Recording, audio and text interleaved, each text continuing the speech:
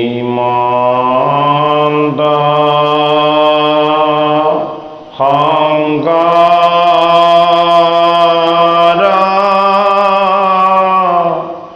হৰি ভকতৰ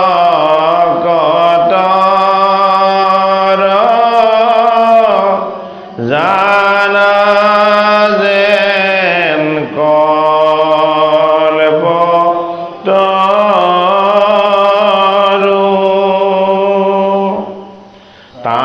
তাহান্ত বিনাই নাই নাই নাই আমাৰ পৰম গুৰু ৰাম আমাৰ পৰম গুৰু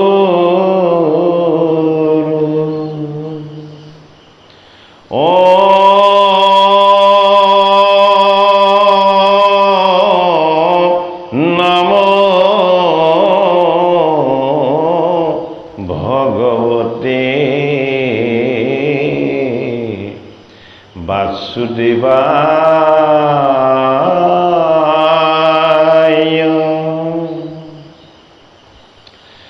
জন্মনস্য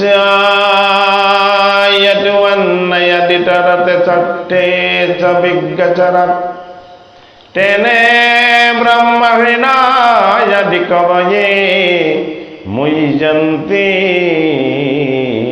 यत्सुराय तेजो वर्मृडं यथा वृणिमयो यत्रुटिसग्रोमिषा धन्नास्यनास्तदनिरस्तकुहकं सत्यं परं धीमहि धर्मपूजिता कैतववस्तु परमो निमत्स शरणं सतं वेदं वास्तवमत्र वस्तु शिवदं तपत्रयोमूलनम् श्रीमद्भागवते महामुनि कीटे किंमा पुररीश्वरः चैद्यहृदयवरुद्धतयट्टकिटिवे शुशुभे तत्क्षणात् निगमागल्पतरो गलितं फलं सुखमुखात् अमृतदवासंयुतम् पीयतं भगवतं रसमलयं मुहुर्मुहुरसिका भुवि भावुका।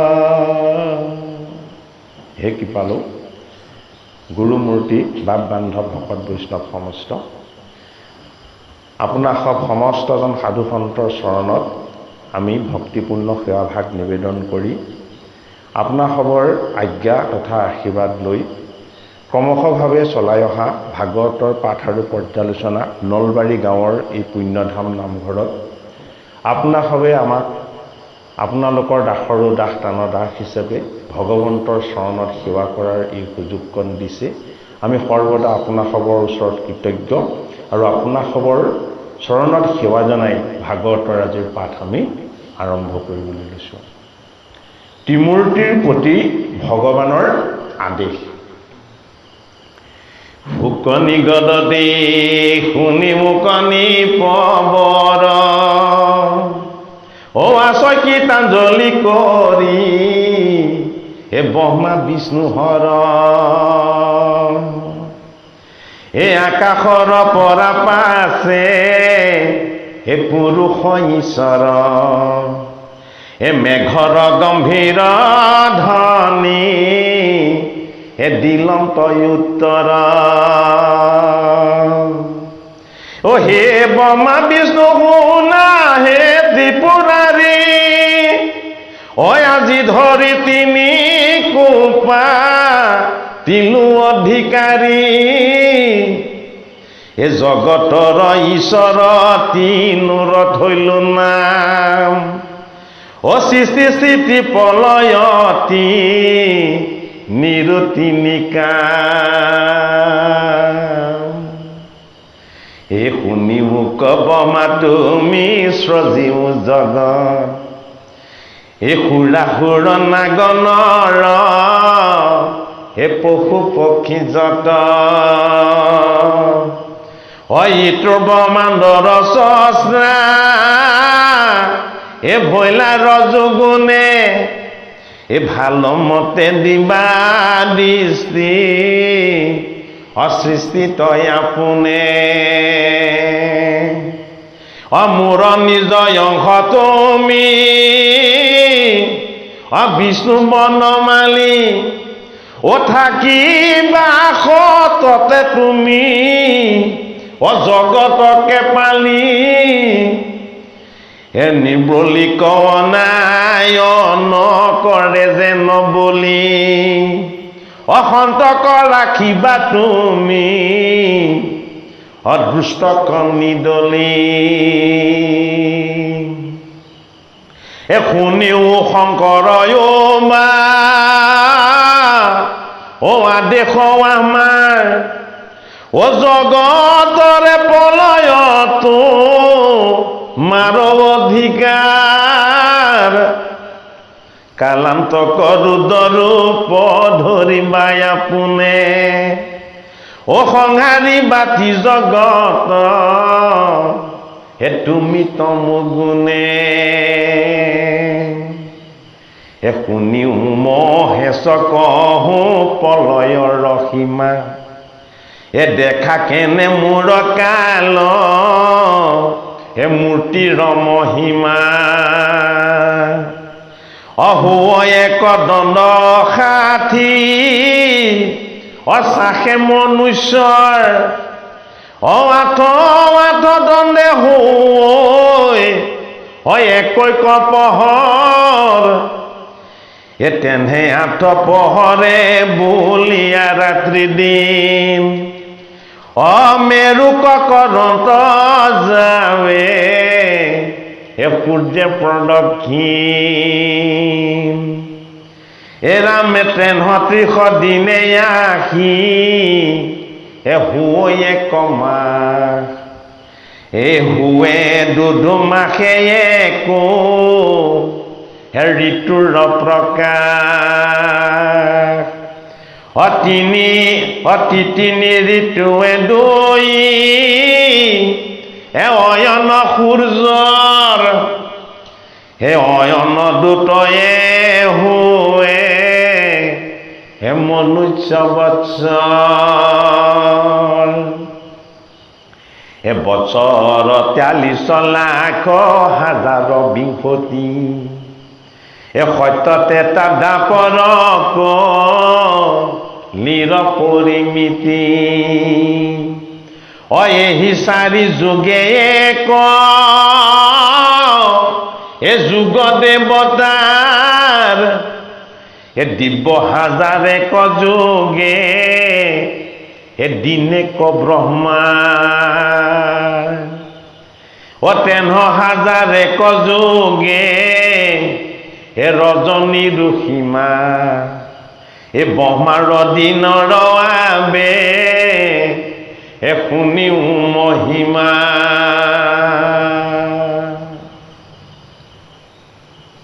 গংগাৰ পাৰত পৰীক্ষিত নৃপতিয়ে গুৰু ভগৱান শুকক প্ৰশ্ন কৰিছিল যে হে মোৰ গুৰুজন হে ঈশ্বৰ আপুনি মোক জনাওকচোন জগতৰ হৰিয়েনো কিদৰে সৃষ্টি স্থিতি আৰু লয় এই তিনি কাৰ্য সম্পাদন কৰে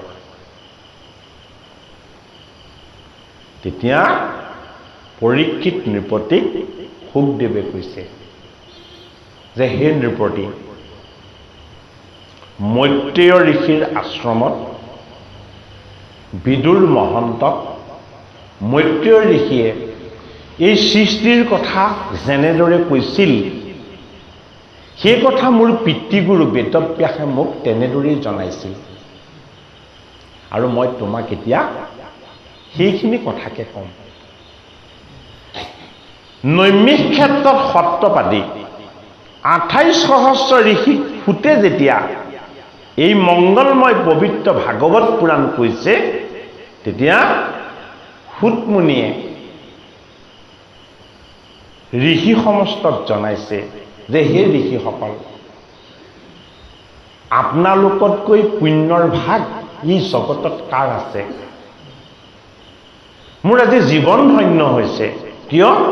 আপোনালোক বেদজ্ঞ ব্ৰাহ্মণ পণ্ডিত। আপোনালোকে যজ্ঞৰে তপেৰে বতেৰে আপোনালোকে ঈশ্বৰ সেৱা কৰি আহিছে। তেনে সাধুসন্ত মহন্তসকলে মোক নিমন্ত্ৰণ কৰি আনি আপোনালোকে যে ভগৱান কৃষ্ণৰ গুঞ্জসাৰু লীলাৰ পৰম পবিত্ৰ এই ভাগৱত কথা যে আপোনালোকে মোক কীৰ্তন কৰিবলৈ আজ্ঞা কৰিছে, এয়া আপোনাসৱৰ মোৰ প্ৰতি পৰম কৃপা। মই আপোনালোকৰ ঋণ কেতিয়াও খুজিব নোৱাৰিম। এতিয়া ডাঙৰ কথাটো এইটোৱেই যে গুৰুৰ ঋণ শিষ্যই খুজিব নোৱাৰে বুলি কয়, হয়নে বাৰু? এইটো বৰ ডাঙৰ কথা নহয়। পিতৃ মাতৃ, শিক্ষাগুৰু, দীক্ষাগুৰু, গুৰুৰ ঋণ কোনেও খুজিব নোৱাৰে। কাৰণ কিয়? ঋণ খুজিবলৈ হ'লে এটা সীমা আছে। ঋণ সদায় সীমাতহে খুজিব পৰা যায়। গুৰুজনৰ কৃপাটো সীমাহীন। গুৰুজনৰ কৃপাটো কেতিয়াও পৰিমাণ কৰি তাক কৈ দিব নোৱাৰি যে ইমানখিনি কৃপা কৰিছে। সেইটো কাৰণে গুৰুৰ ঋণ খুজিব পৰা নাযায়। শৌনকাদি সহস্ৰ ঋষিক সুতে কৈছে যে আপোনাক সমস্ত বেদজ্ঞ ব্ৰাহ্মণ পণ্ডিত, আপোনাক প্ৰত্যেকেই গুণী জ্ঞানী আৰু মানি, আপোনালোক তপস্বী, আপোনালোক সাধক। আপোনালোকে মোৰ দৰে অকুলীন সুতক মাতি আনি যে এই ভাগৱত কথা যে কীৰ্তন কৰি আপোনালোকক শ্ৰৱণ কৰাবলৈ যে মোক ভাগ্য দিছে, মই আপোনালোকৰ ঋণ কেতিয়াও পৰিশোধ কৰিব নোৱাৰিম। গতিকে ভাগৱত আৰম্ভ হৈছে খুদ শৌনক সংবাদৰ দ্বাৰা। ভাগৱত গ্ৰন্থ বিপৰীত। কিয় বিপৰীত? বেলেগ গ্ৰন্থত দেখুওৱা আছে যে গুৰুৰ ঋণহে কোনোদিন শিষ্যই খুজিব নোৱাৰে। ভাগৱত গ্ৰন্থত দেখুৱাইছে শিষ্যৰ ঋণো গুৰুৱে কোনোদিন খুজি শেষ কৰিব নোৱাৰে। কিয় নোৱাৰে? শিষ্যৰ লগত যিদৰে ব্ৰহ্মচৰ্য, ঈশ্বৰ সেৱা আৰু গুৰু ভক্তিৰ যিদৰে পুণ্যৰ ভাগ থাকে, গুৰুৰ লগতো সেয়াই থাকে। সেইটো কাৰণে দুইটা কুলক সমান পবিত্ৰ কৰি দেখুওৱা হৈছে। পৰীক্ষিত নৃপতিক শুকদেৱে জনালে যে সৃষ্টি, স্থিতি আৰু লয় এই কথা মই তোমাক অতি বিতংভাৱে জনাব বিচাৰোঁ। সেইটো কাৰণে কি কৰিলে? পাতনিৰ পৰা আৰম্ভ কৰিছে। পাতনিটো কি? যিটো আৰম্ভণিটো কি তাকে কোনেও নাজানে। পাতনিটোৰ আৰম্ভণি ক'ৰ পৰা সেইটোকে কোনেও নাজানে। সেইটো কাৰণে পাতনিটো কি হ'ল? অনাদি। হয়নে বাৰু? এয়া মাত্ৰ পাতনিহে মেলিছে। ইয়াৰ পৰিসীমা কেতিয়া সমাপ্ত হ'ব? এয়া ভাগৱত শাস্ত্ৰ প্ৰণয়ন কৰা বেদব্যাসেও জনোৱা নাই। কিয়নো অনন্ত ঈশ্বৰৰ পৰিসীমা কি সেয়া কেৱল ঈশ্বৰেহে জানে। সেইটো কাৰণে এই তত্ত্ব কথাৰ শীৰ্ষ ৰাখিছে কি? অনাদি পাতন। সৃষ্টিৰ, স্থিতিৰ আৰু লয়ৰ এই তিনিটা কাৰ্যৰ কথা যেতিয়া সুধিলে, তেতিয়া কৈছে যে এই তিনি কাৰ্য ভগৱন্ত বিষ্ণুৱে কৰে, কিন্তু বিষ্ণুৱে এই তিনি কাৰ্য প্ৰত্যক্ষভাৱে নকৰে, সেইটো বুজালে। কাৰ দ্বাৰা কৰে? ভগৱন্ত বিষ্ণুৱে তেওঁৰ পবিত্ৰ দৈবিক সত্তাযুক্ত ভকত বৈষ্ণৱ আৰু সেৱকৰ দ্বাৰা কৰা। এতিয়া ব্ৰহ্মা কোন? ব্ৰহ্মা হৰিৰ এজন সেৱক। ৰুদ্ৰ কোন? ৰুদ্ৰ ভগৱন্ত প্ৰভুৰ এজন সেৱক। বিষ্ণু কোন? মহাবিষ্ণুৰ চৰণৰ এজন সেৱক। সেইটো কাৰণে তোমাৰ চৰণ সেৱাৰ গোবিন্দ নাজানো একো উপায়। এই তিনিজন দেৱতাই জগতৰ হৰি পৰম পবিত্ৰ ঈশ্বৰ আদিনাৰায়ণক এই কথা কৈছে যে হে প্ৰভু, তোমাক নেজানি, তোমাক নুবুজি আমি তিনিওজনকে চিনি পোৱা নাছিলোঁ। ৰুদ্ৰই ভাবিছে মোতকে কোন আছে ডাঙৰ, ব্ৰহ্মাই ভাবিছে মই সৃষ্টিকৰ্তা, মোতকে কোন ডাঙৰ আছে, আৰু বিষ্ণুৱে ভাবিছে ময়ে সকলো পালন কৰি আছো, মোতকে ডাঙৰ কোন। এই তিনিওজনেই মই বৰ ভাৱত যেতিয়া ইজনৰ ফালেও চোৱা নাই, নমস্কাৰ কৰা নাই, সিজনৰ ফালেও চোৱা নাই, অভিবাদন জনোৱা নাই। এতিয়া পৰম প্ৰভুৰ এইটোৱেই আক্ষেপ। এই কথা আমি ভালকৈ বুজিব লাগিব দেই, এইটো কাৰণে আমাক দিছে। আমি যদি কোনোবাজনক দেখি আমি যদি নমস্কাৰ বুলি যদি অভিবাদন জনাব নোৱাৰোঁ, তেতিয়াহ'লে আমাৰ লগত কিন্তু কম অহংকাৰ থাকিব নালাগিব।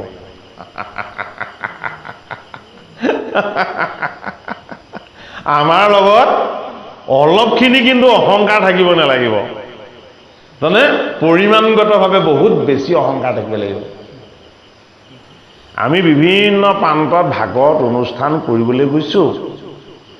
আমি চিনাকি অচিনাকি যিমান ভকত বৈষ্ণৱ পাওঁ সকলোকে নমস্কাৰ ভাগ জনাওঁ, কাৰণ তেখেতক দেখাৰ সৌভাগ্য মোৰ 2 নম্বৰ দিনা নঘটে। কিন্তু আমি এনেকুৱা ভকত বৈষ্ণৱো দেখিছোঁ, অভিজ্ঞতাৰ পৰা কৈছোঁ, আঁতৰৰ পৰা চাই গুচি যায়, কিন্তু ওচৰত আহি মাতষাৰ দিয়াৰ তেওঁলোকৰ সৌজন্যতা কোনো নাথাকে। কিয়? তেওঁলোকৰ ভিতৰত কপট আছে, তেওঁলোকৰ ভিতৰত অহংকাৰ আছে। আমি সেইটো কৈ নিদিওঁ, কিন্তু আমাৰো এটা আধ্যাত্মিক ঈশ্বৰ শক্তিৰ কিবা এটা ক্ৰিয়া আছে ন। চকুলে চোৱাৰ লগে লগে গোটেইখিনি ষ্টাডি কৰিব পৰা শক্তি এটা আছে। মুখখনলৈ চাই দিয়াৰ লগে লগে যেনেকৈ জেৰক্স মেচিনটোৱে গোটেই বস্তুটো জেৰক্স কৰি লয়, মানে বাৰু মুখখনলৈ চাই দিয়াৰ লগে লগে গোটেই বস্তুখিনি ষ্টাডি হৈ যায়। কিয় ষ্টাডি হৈ যায়? সেইটো অধ্যয়ন আমি অনুশীলন কৰিছোঁ। সেইটো কাৰণে আমাৰ লগত তেতিয়ালৈকে অহংকাৰ, অভিমান আৰু পাপ, এইকেইটা বস্তু আমাৰ লগত আছে বুলি আমি সুদৃঢ় বিশ্বাসেৰে জানিব লাগিব। যিদিনাখনলৈকে আমি কপট শূন্য হৈ কোনোবাজনক নমস্কাৰ বুলি ক'ব নোৱাৰিম, হয়নে বাৰু? সেইটো কাৰণে এই কথাখিনি পৰীক্ষিত নিপতিক জনাইছে। কোনে জনাইছে? শুকদেৱ ভগৱানে জনাইছে। শুকদেৱে সমস্তখিনি কিয় জানিব পাৰিছে? উলংগ বেশেৰে দিগম্বৰ হৈ 16 বছৰীয়া তৰুণ যুৱক হৈ অনন্য সুন্দৰী নাৰীসকলে তেওঁৰ ৰূপত মোহিত হৈ তেওঁক খেদি আহিছে। শিশুবিলাকে তেওঁ বাতুল পায় বুলি ভাবি যে ইমান ডাঙৰ ল'ৰা কাপোৰ নিপিন্ধে এজন পগলা নেকি, এই বুলি শিশুসকলে তেওঁ পাছে পাছে দৌৰি আহিছে। কিন্তু শুকদেৱে কি কৰিছে? নাৰীসকলক, ৰমণীসকলক ভক্তিভাৱেৰে নমস্কাৰ জনাইছে, প্ৰণাম জনাইছে, আৰু শিশুবিলাকৰ শিৰত হাত বুলাই বুলাই মৰম কৰিছে। কিয়? শুক আত্মাৰূপ হৈ গৈছে। দেহৰ তত্ত্বত তেওঁ নাই, কাকো দৈহিক দৃষ্টিৰে নাচায়। কি দৃষ্টিৰে চায়? আত্মা দৃষ্টিৰে চায়। যদি আমি আত্মা দৃষ্টিৰে যদি আমি কিবা এটা বস্তু, ঈশ্বৰ তত্ত্বক যদি আমি চাবলৈ শিকা নাই, তেতিয়াহ'লে কি হ'ব? তিনিজন দেৱতাৰ বিষয়ে, তিনিটা তত্ত্বৰ বিষয়ে আমি জানিলেও, বুজিলেও, শিকিলেও আমাৰ লগত জ্ঞানৰ অহংকাৰ থাকিব। আমাৰ লগত মই জানিলোঁ বুলি মই বৰ অহংকাৰ ভাৱ থাকিব। সেইটো কাৰণে এই কথাটোত আমি নিশ্চিত হ'ব লাগিব যে ৰুদ্ৰয়ো নেজানে তেওঁৰ লগত থকা সংহাৰণী শক্তি কাৰ, ব্ৰহ্মায়ো নেজানে তেওঁ কৰিব পৰা, সৃষ্টি কৰিব পৰা শক্তি কাৰ, আৰু ভগৱন্ত বিষ্ণু দেৱতায়ো জনা নাই যে সমস্তকে পালন কৰি থাকিব পৰাৰ শক্তিটো তেওঁৰ লগত যে আছে সেয়া কাৰ। তেওঁলোকে নিজৰ বুলি ভাবি আছিলে। এই তিনিজন দেৱক যেতিয়া দিব্য ৰূপত, অনন্য ৰূপত, দেহৰ জ্যোতি আৰু কান্তিয়ে তিনিজন দেৱতাক যেতিয়া ঢাকি পেলালে, তেতিয়া তেওঁলোকে সেইজন দেৱলৈ চাই নমস্কাৰ কৰিলে আৰু প্ৰণাম কৰিলে। আৰু সেইজন দেৱৰ চৰণত তেওঁলোকে কি কৰিছে? শৰণ লৈছে যে আমি অজ্ঞানী, আমি মোহমতী। আপুনি ইমান অলৌকিক সৌন্দৰ্য, সম্পত্তি আৰু ঐশ্বৰ্যৰ গৰাকী, অথচ আপোনাৰ আমাৰ প্ৰতি ইমান কৃপা। আমি আপোনাক সম্বোধন কৰা নাই, আপুনি আমাক সম্বোধন কৰিছে, হয়নে বাৰু? গতিকে আমি এইটো কথা সদায় মনত ৰাখিব লাগিব। আমি কাৰোবাক মুখেৰে এষাৰ মাত দিলে আমি সৰু হৈ নাযাওঁ। যদি আমি কাৰোবাক মুখেৰে এষাৰ মাত দিওঁ, আমাৰ যিটো উদাৰতা, সেই উদাৰতা স্বভাৱটোহে প্ৰকাশ পাব। কিছুমান ব্যক্তি বিশেষ আছে সমাজত, আপোনালোকে চাব, এইখিনি শুধৰণিৰ কাৰণেহে কোৱা হৈছে, আমি কাৰোবাক সমালোচনাৰ কাৰণে কোৱা নাই। কথাখিনি কিন্তু আপোনালোকে দায়িত্ব নধৰিব।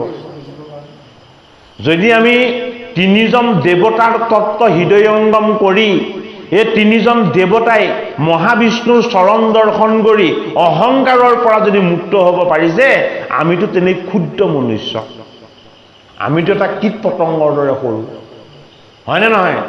যদি আমি ইমান সূক্ষ্ম হৈ আমাৰ ভিতৰত যদি কপট আৰু অহংকাৰ ৰাখোঁ, তেতিয়াহ'লে সদায় ভাগৱত শ্ৰৱণ কীৰ্তন কৰাৰ আমাৰ কিবা লাভ হ'ব জানো? কেতিয়াও নহয়, মানে বাৰু? ভাগৱতে আমাৰ ভাৱটো ভাল কৰিব লাগিব, ভাগৱতে আমাৰ চিন্তন শুদ্ধ কৰিব লাগিব, ভাগৱতে আমাৰ স্বভাৱ চৰিত্ৰ আৰু আচৰণ নিৰ্মল কৰিব লাগিব। যদি একমাহ দিন ভাগৱত শুনাৰ পাছত যদি আমাৰ চঞ্চল স্বভাৱ দূৰ হোৱা নাই, আমাৰ বাক্য সংযম যদি আমি ৰক্ষা কৰিব পৰা নাই, আমি সময়ৰ অনুশাসন যদি মানি চলিব পৰা নাই, তেতিয়াহ'লে আমি ভগৱন্তৰ পুণ্যৰ ভাগ লাভ কৰিছোঁ, কিন্তু ভগৱন্তৰ কৃপা লাভ কৰিব পৰা নাই। পৰীক্ষিত নৃপতিক গুৰু ভগৱান শুকে দেখুৱাই দিলে, তোমাৰ এই দেহত বহি আছে ব্ৰহ্মা, তোমাৰ মৃত্যুলোকত বহি আছে ৰুদ্ৰ, আৰু এই দুইজনকে পালন কৰি থকা আত্মাৰূপী শিশিকে বিষ্ণু তোমাৰ লগত আছে কি আত্মা হৈ। এই তিনিজন দেৱৰ তিনিটা তত্ত্ব তোমাৰ লগতে আছে। হে পৰীক্ষিত, এই তিনিটা তত্ত্বৰ স্বামী কোন? আদিনাৰায়ণ, শ্ৰীনাৰায়ণ। সেইটো কাৰণে বনমালীয়ে দিব্য ৰূপ ধাৰণ কৰি তেওঁ সৃষ্টি কৰা এই তিনিজন দেৱতাক ঈশ্বৰ জ্ঞান দিছে আৰু আজ্ঞা কৰিছে। কি বুলি আজ্ঞা কৰিছে? যে হে ব্ৰহ্মা, তুমি সৃষ্টি কৰিবা, তুমি সুন্দৰ সৃষ্টি কৰিবা, কিন্তু সদায় মনত ৰাখিবা তোমাৰ যাতে এই সৃষ্টিৰ দ্বাৰা কেতিয়াও অহংকাৰ নাহে। বিষ্ণুক কৈছে, হে বিষ্ণু, তুমি সন্তসকলক পালন কৰিবা, দুষ্টসকলক দমন কৰিবা, ঈশ্বৰৰ ৰহস্য ভক্তিৰ তত্ত্বক তুমি সমস্ততে তুমি ব্যাপ্ত কৰিবা। আৰু ৰুদ্ৰক কৈছে, হে ৰুদ্ৰ, তুমি এতিয়া সাধনময় হৈ তুমি কেৱল মোক উপাসনা কৰা। সময়ৰ অন্তত, কালৰ অন্তত যেতিয়া তোমাৰ সংহাৰিণী কৰ্মৰ যেতিয়া সময় হ'ব, তেতিয়া মই তোমাৰ মাজত প্ৰৱেশ হৈ কি হ'ম? তোমাৰ মাজত মই বিৰাট ৰূপত প্ৰকট হ'ম। হয়নে? তোমাৰ দ্বাৰা যদিও মই কৰিম, সংহাৰিণী শক্তি সমস্তখিনি মোৰ পৰা তুমি লাভ কৰিবা। সেইটো কাৰণে তিনিজন দেৱ। আমাৰ লগত থকা মৃত্যু শক্তিটো হ'ল ৰুদ্ৰ, আমাৰ লগত থকা জন্ম শক্তিটো হ'ল ব্ৰহ্মা, জন্মৰ পৰা মৃত্যুলৈকে আমাক প্ৰতিপালন কৰি সৰ্বদা চৈতন্য কৰি ৰখা যিটো শক্তি, সেইটো হ'ল বিষ্ণু। এই তিনিজন দেৱৰ তিনিটা তত্ত্ব আমাৰ তিনি অহংকাৰত সদায় ব্যাপ্ত হৈ আছে, হয়নে বাৰু? কিন্তু এইসকল স্বতন্ত্ৰ নহয়। স্বতন্ত্ৰ স্বাধীন সত্য শুদ্ধ সনাতন কোন? ও হে কৃষ্ণ তুমি মাত্ৰ চৈতন্য স্বৰূপ নিত, অসত্য শুদ্ধ জ্ঞান অখণ্ডিত, হে আমৰজতে কইতো তোমাৰ বিনোদ ৰূপ, অচৰাচৰ মায়াৰে কল্পিত।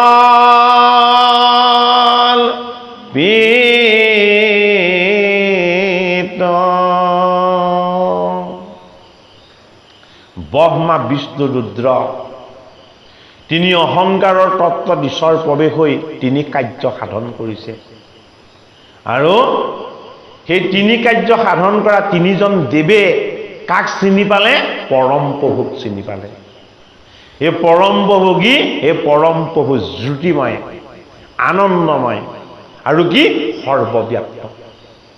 সেইটো কাৰণে ভাগৱতৰ তৃতীয় স্কন্ধৰ সৃষ্টি ৰহস্যত আমাক দেখুৱালে যে এই জগত সৃষ্টি কৰিবৰ কাৰণে ব্ৰহ্মাক নিৰ্মাণ কৰিছে, জগত সংহাৰ কৰিবৰ কাৰণে ৰুদ্ৰক নিৰ্মাণ কৰিছে, আৰু এই জগতৰ প্ৰতিটো বস্তু প্ৰতিপালন কৰিবৰ কাৰণে বিষ্ণুক নিৰ্মাণ কৰিছে।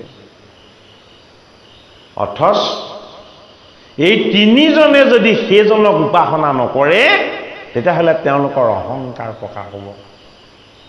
সেইটো কাৰণে পৰীক্ষিত নৃপতিক সুখদেৱ ভগৱানে কৈছে যে হে পৰীক্ষিত নৃপতি, তুমি পৰম পিতা পৰম প্ৰভুৰ চৰণ উপাসনা কৰা, তুমি নৈবকী নন্দন কৃষ্ণৰ গুঞ্জক শ্ৰৱণ কীৰ্তন কৰা।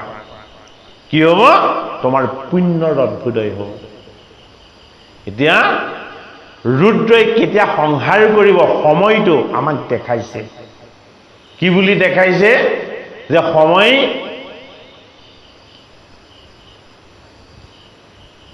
দিন আৰু ৰাতি অহোৰাত্ৰ এদিন হ'ব, আৰু এদিনত কেই থাকিব?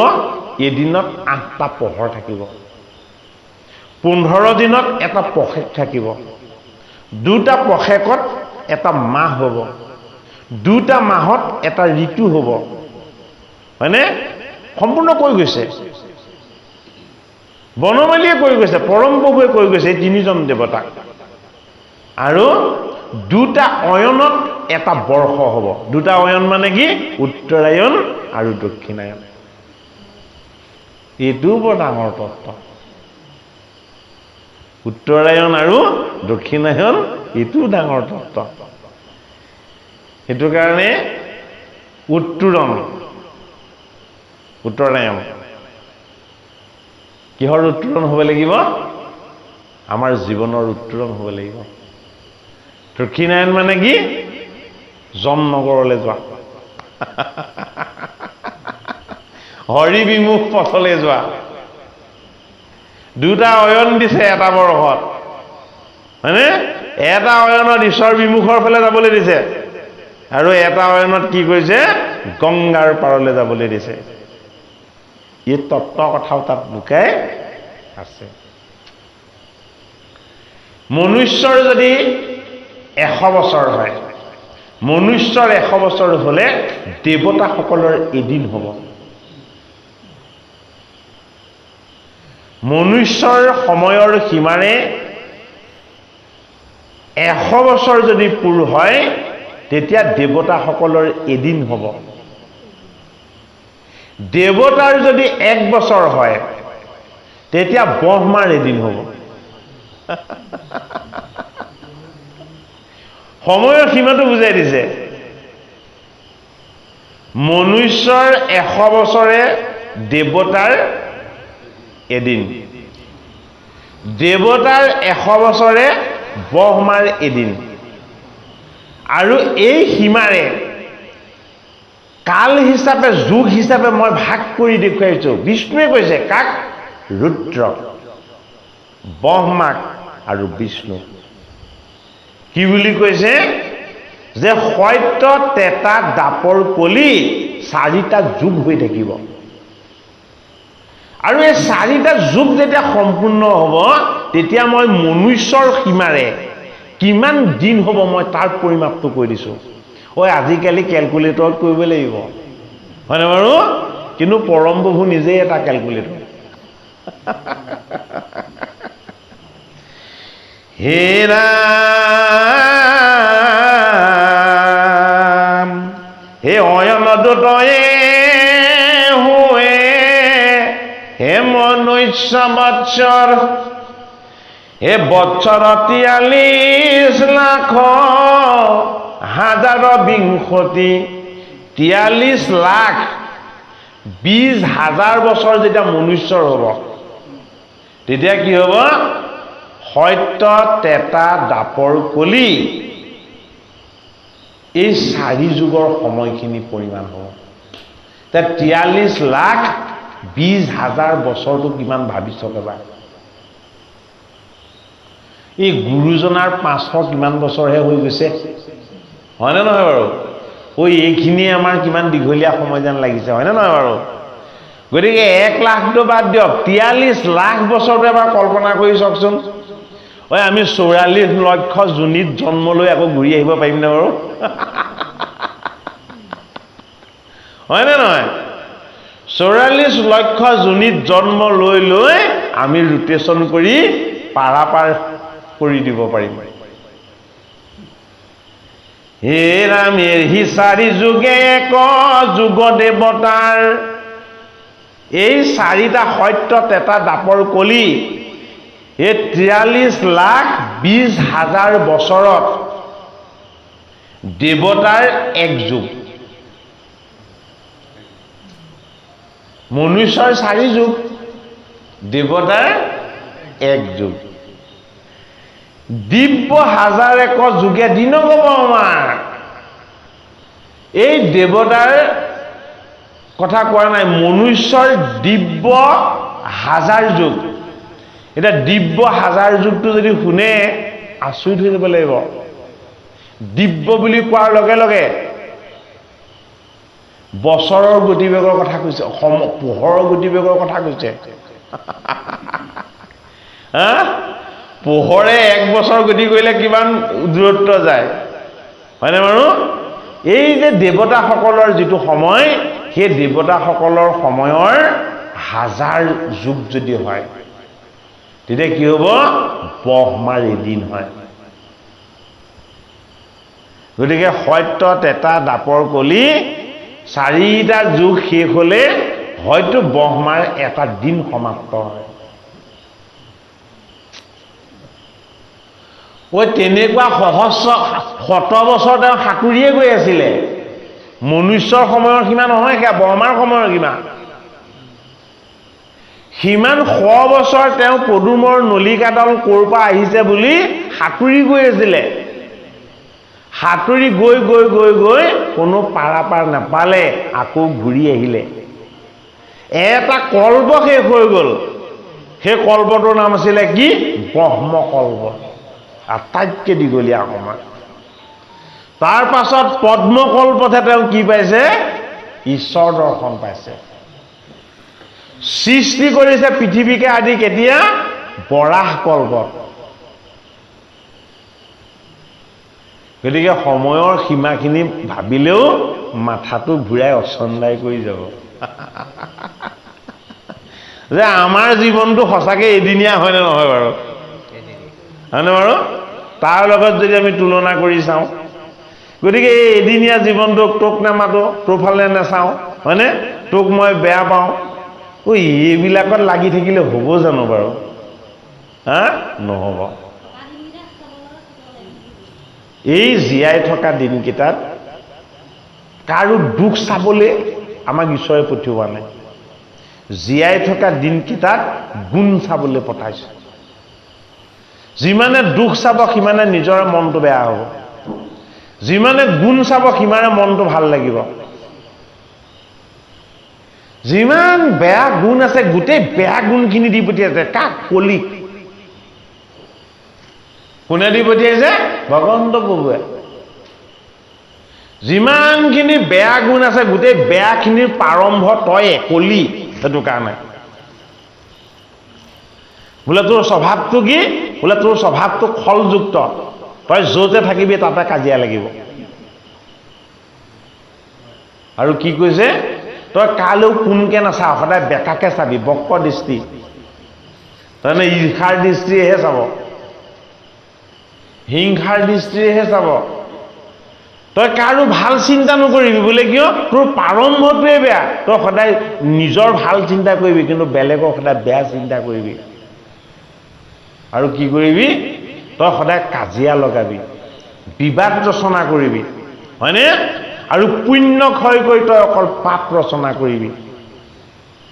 ইমানখিনি অৱগুণ দি পঠিওৱা স্বত্তেও কলিক অকণমান ভাল গুণ দিলে, মাত্ৰ এটা। ভগৱন্ত প্ৰভুৱে কলিক এটা ভাল গুণ দি পঠিয়াইছে অকল। কি ভাল গুণ দি পঠিয়াইছে? যে এই কলি কাল যে তই প্ৰৱেশ হবি, সত্য যুগত সহস্ৰ বছৰৰ ধ্যান, তেতা যুগৰ সহস্ৰ যজ্ঞ, দাপৰ যুগৰ সহস্ৰ পূজা। ইমানখিনি কষ্ট কৰিও যিটো বস্তু প্ৰাপ্ত হোৱা নাছিলে, এই তই প্ৰৱেশ হোৱাৰ কাৰণে কোনোবাই যদি শুদ্ধ চিত্তে ৰাম কৃষ্ণ বুলি কৈ দিয়ে, তাতকে 1000 গুণ পুণ্য হৈ যাব। এতিয়া পৰীক্ষিতে ভাবিলে তোক কোনো কাৰণত মাৰিব নোৱাৰে। তোৰ লগত যিমান বেয়া নাথাকক কিয়, এইটোৱে তোক জীয়াই ৰাখিবৰ কাৰণে আটাইতকৈ ডাঙৰ ভাল গুণ। বোলে কি? যে ৰাম বুলি ক'লেই যদি ভৱ সংসাৰ পাৰ হৈ যাব পাৰে, তেতিয়াহ'লে তোক মই থাকিবলৈ ঠাই বাছনি কৰি দিম, হয়নে বাৰু? গতিকে ভকত সেইকেইখন ঠাইলৈ নগ'লেই হ'ল, হয়নে বাৰু? ভকত বৈষ্ণৱ সেই ঠাইকেইখনলৈ নগ'লেই হ'ল, সাৰি যাব, হয়নে বাৰু? এতিয়া আমাক এই সময়ৰ ব্যাপ্তিৰ বৰ্ণনাৰে সৈতে ব্ৰহ্মাৰো যদি এদিন সংহাৰ হয়, সৃষ্টিও যদি এদিন সংহাৰ হয়, পৰীক্ষিত নৃপতিক কৈছে, তুমিনো মইনো কোন গোটা? জগত সৃষ্টি কৰাজনৰো যদি এদিন বিনাশ হ'ব পাৰে, তেতিয়াহ'লে সেই পৰীক্ষিত নৃপতি জাতস্ৰহি ধ্ৰুৱ মৃত্যু, জন্ম ল'লে মৃত্যু লগত লাগি আহিব, এইটো সত্য। গতিকে তুমি মানি ল'বলৈ যত্ন কৰা। হে একোদিনে 14 এ তেনে 1001 যুগে, এ ৰজনীৰ সীমা, এ ব্ৰহ্মাৰ দিনৰ আমে, এ শুনিও মহিমা। তিনিওজন দেৱতাক কৈছে কথাখিনি ৰুদ্ৰ পোৱাৰ চলেৰে, যে মই ব্ৰহ্মাৰো এটা দিনৰ সীমাটো বুজাই কওঁ, শুনা। একোদিনে 14 ইন্দ্ৰ 14 মনুষ হৈ, অদিন মানে জানাই ইটো অতি জগত বস। ব্ৰহ্মাদেৱৰ এটা দিন যদি শেষ হৈ যায়, তেতিয়াহ'লে 14জন মনু অন্ত হ'ব, 14 মান অন্তৰ। বোলে ইন্দ্ৰৰ ইন্দ্ৰত্ব 14জনে পাব, 14জন ইন্দ্ৰৰ অন্ত হ'ব, হয়নে বাৰু? আৰু কি বুলি কৈছে? দিন অৱসানে হবে প্ৰলয় সন্ধ্যাত। এই 14 মান অন্তৰ সেই অন্ত হোৱাৰ লগে লগে প্ৰলয় আৰম্ভ হ'ব। কৰিবা সংসাৰ তুমি শংকৰ সাক্ষাৎ, সাক্ষাৎ এ ৰাত্ৰি অৱসানে ব্ৰহ্মা এ সজীৱানী শেষে অচৈধ্য ইন্দ্ৰ চৈধ্য মনু প্ৰত্যেকে দিৱসে ব্ৰহ্মাৰ এটা দিন শেষ হোৱাৰ লগে লগে আকৌ জগত ৰুদ্ৰই সংহাৰ কৰিব। যিমান দিন 14টা মনন্তৰ এই জগত চৈতন্য হৈ আছিল, ইয়াৰ পাছত 14 মনন্তৰ এই জগত কি হ'ব? জড় হৈ থাকিব। তাৰ পাছত ব্ৰহ্মাই আকৌ পুনৰ সৃষ্টি আৰম্ভ কৰিব। পৰীক্ষিত নৃপতিয়ে সুধিছিলে যে এই জগতখননো কোনে সৃষ্টি কৰে, এই ব্ৰহ্মাণ্ডখননো কোনে পালন কৰে, এই ব্ৰহ্মাণ্ডৰ সংহাৰনো কেনেকে হয়? শুকদেৱ ভগৱানে ঈশ্বৰে যিদৰে 3জন দেৱতাক কৈছিলে সেই কথাখিনি জনাই দিছিল। হে হৈব অৱতাৰ একো হে মনুৰ লগত ইন্দ্ৰৰ সহায় হুয়া হে পালি বুজগত হে মৎস্য কুৰ্ময় আদি মহা হে বৰাহ বিৰিঙ হে হংস পিঠু কপি লবা মন নৰসিংহ এ যমদগ্নি ৰামচিৰি হে ৰাম হলি ৰাম হে বুদ্ধ কলকি আৰু তাৰ অনুপাম ইষ পপ মুখ্যে ধৰি বহু অৱতাৰ এ কৰি বহুময়ী এ ভূমিক উদ্ধাৰ। তোমালোক অকলে থাকিব নালাগে, এই 14টা মনন্তৰত ময়ো অৱতাৰ ল'ম। ময়ো অৱতাৰ লৈ তোমালোকৰ কাৰ্যবিলাকত মই কি কৰিম? প্ৰেৰণা দিম। এ 360 দিনে 9 দিনৰ জানিবা হৈবে এক ব্ৰহ্মাৰ বৎসৰ। 14টা মনন্তৰ শেষ হোৱা তেনেকুৱা ধৰণৰ ব্ৰহ্মাৰ দিন যেতিয়া 360টা শেষ হ'ব, তেতিয়া কি হ'ব? ব্ৰহ্মাৰ 1 বছৰ পূৰ হ'ব। ব্ৰহ্মাদেৱৰ এটা বৰ্ষ পূৰ হ'ব। এই 300 বছৰ হ'ব মাৰদেৱে গৈল জানাতে বে মহাপল ইয়ৰ কাল ভৈল। এটা নিত্য প্ৰলয়, এটা নৈমিত্তিক প্ৰলয় আৰু এটা কি? প্ৰাকৃত প্ৰলয়। মুঠ প্ৰলয় হ'ল 3টা।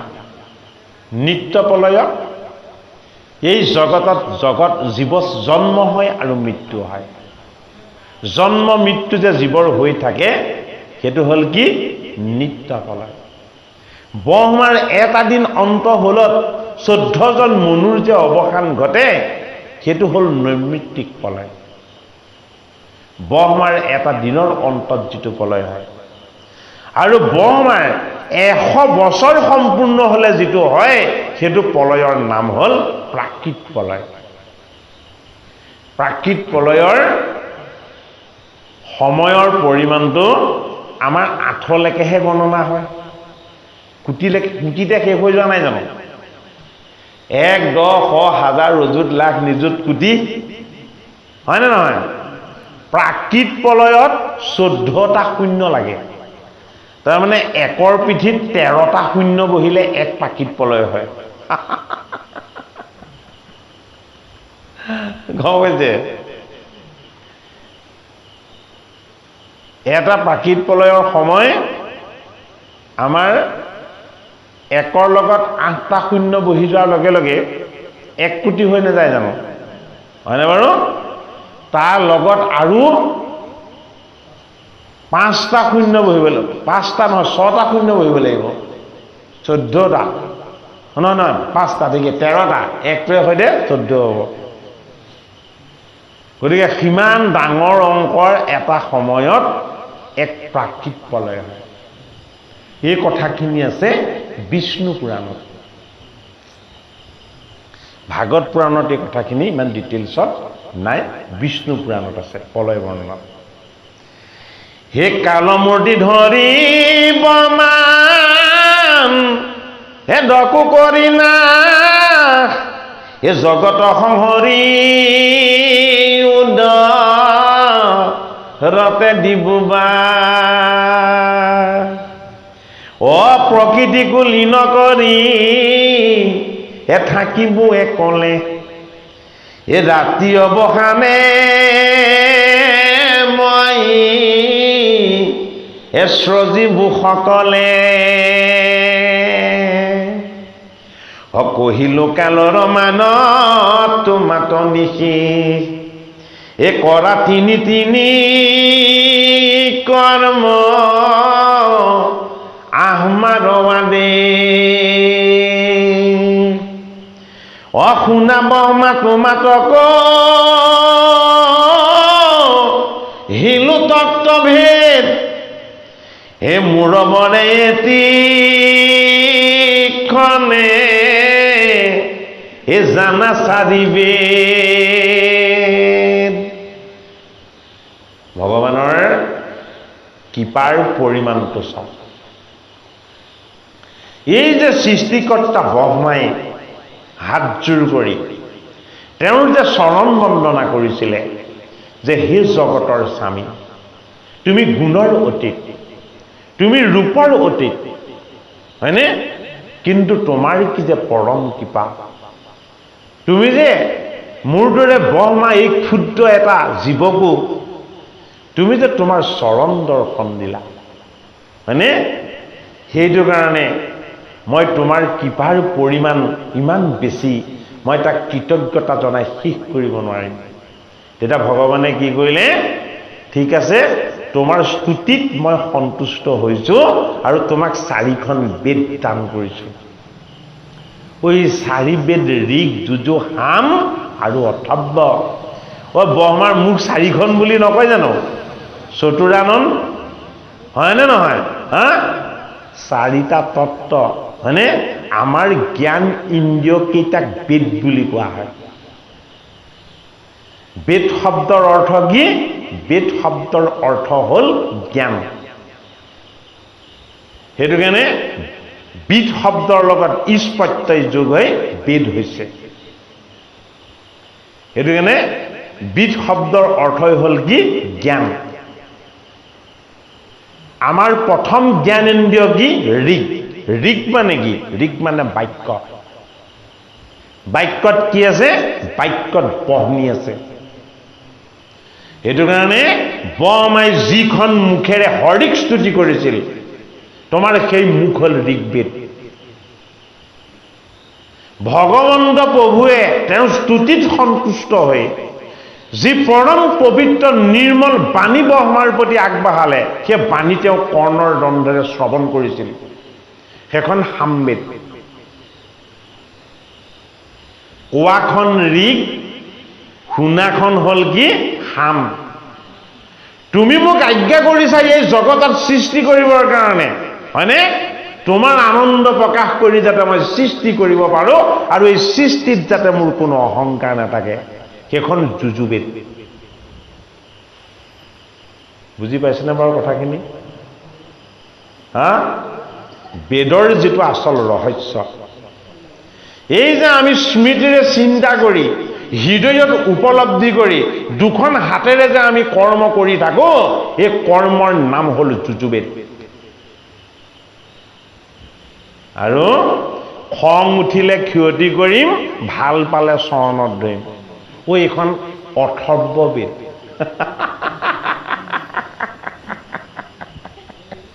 অথৰ্ব বাংগী ৰচ। হয়নে? সেইটো কাৰণে তাৰ ভালখিনিয়ে কল্যাণ সাধন কৰে, বেয়াখিনিয়ে নিজৰ ক্ষতি কৰে। ব্ৰহ্মাকে 4 বেদ দিছে না আমাকো দিছে? ভালকে অনুভৱ কৰিলেই হ'ল। ভগৱানে জন্মসূত্ৰে আমাক 4 বেদ দি পঠিয়াইছে। এই 4 বেদ হ'ল আমাৰ 4টা জ্ঞান ইন্দ্ৰিয়। এই জ্ঞান ইন্দ্ৰিয় কেইটাক যদি আমি ঈশ্বৰ সাধনাত নলগাওঁ, তেতিয়াহ'লে বেদৰ মন্ত্ৰ জড় হৈ থাকিব। এই জ্ঞান ইন্দ্ৰিয় কেইটাক আমি ক'ত লগাব লাগিব? হৰি সেৱাত লগাব লাগিব। শ্ৰৱণ ইন্দ্ৰিয়টো ক'ত লগাব লাগিব? আনৰ বেয়া কথা শুনাত নহয়, আনৰ কুৎসা ৰচনা কৰাত নহয়, শ্ৰৱণ ইন্দ্ৰিয়ক লগাব লাগিব সামবেদৰ বাণীৰ দৰে ভগৱান কৃষ্ণৰ গুঞ্জ আৰু লীলা শ্ৰৱণ কীৰ্তন। হে ৰাম,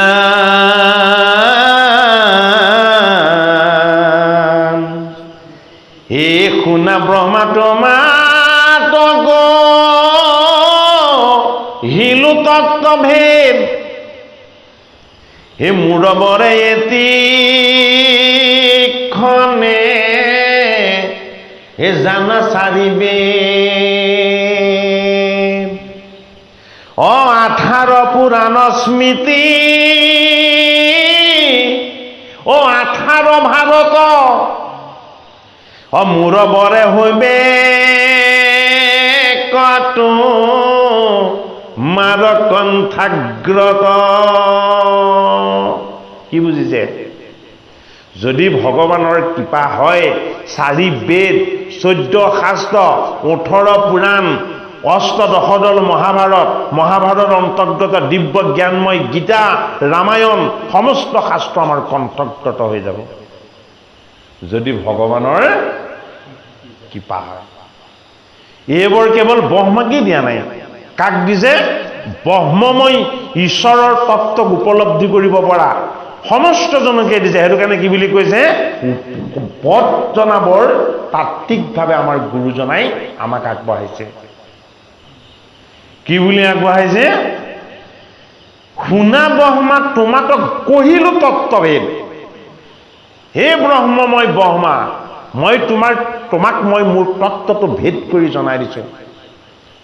যদি তুমি মোৰ কৃপা লাভ কৰিব পাৰিছো বুলি ভাবিছা, তোমাৰ কণ্ঠগত হ'ব 4 বেদ, স্মৃতিত ধাৰণ হ'ব 18 পুৰাণ, তুমি স্মৰণ কৰিব পাৰিবা অষ্টদশদল মহাভাৰত আৰু মহাভাৰতৰ অন্তৰ্গত দিব্য জ্ঞানময় গীতা, স্মৃতি শ্ৰুতি, এই সমস্তখিনি তোমাৰ কণ্ঠগত হ'ব। হে ৰাম দিলো তোমাক বৰ জানিবা নিশ্চয়, নকৰিবা হেলা যে হে মোক আছে ভয়। এহি বুলি অন্তৰ্ধ্যান ভৈলা মহাহৰি, সজীবে লাগিলা ব্ৰহ্মা আজ্ঞা শিৰে ধৰি। এতিয়া বিয়া পতাৰ আগে আগে শৰণ ভাগ ল'বই লাগিব আৰু।